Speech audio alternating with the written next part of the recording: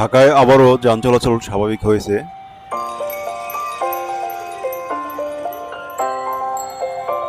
মানুষের জীবন আবারও স্বাভাবিক গতিতে ফিরে এসেছে।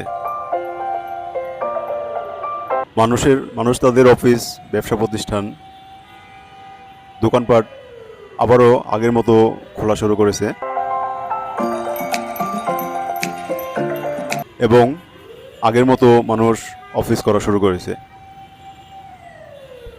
ফুটেজটি গত 16 আগস্ট কারওয়ান বাজার মেট্রো রেল স্টেশনের নিচ থেকে নেওয়া।